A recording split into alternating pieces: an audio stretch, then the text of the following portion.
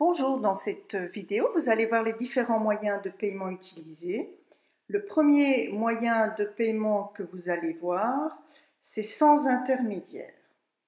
Alors, que signifie un moyen de paiement sans intermédiaire? Vous le verrez en fonction de l'illustration, vous achetez un bien ou un service et vous payez directement en liquide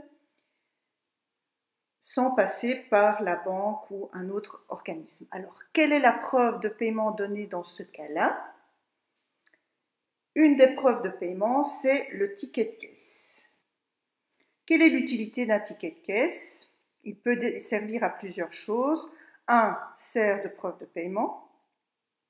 2. Est utile pour la garantie. Donc, si vous achetez un bien qui est sous garantie, vous devez montrer le ticket de caisse pour faire valoir cette garantie. Et 3, pour échanger le bien que vous avez acheté. Alors, maintenant, on va voir si une facture a été émise lors de l'achat. Vous achetez un bien plus important et une facture a été émise. Vous payez par cash. Quelle est la preuve que le commerçant peut donner?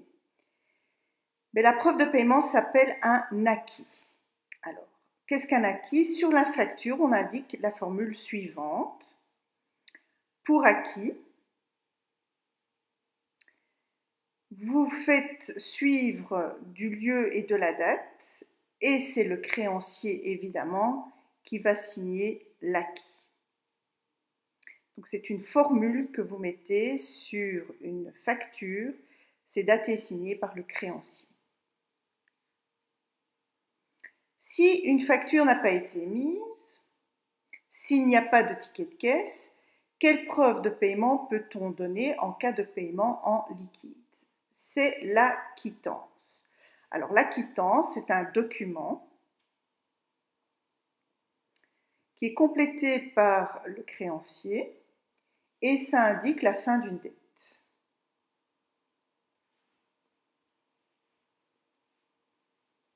Alors, attention, dans le langage, on confond souvent quittance et reçu. Le reçu n'est pas une preuve de paiement. C'est un document qui reconnaît le début d'une dette.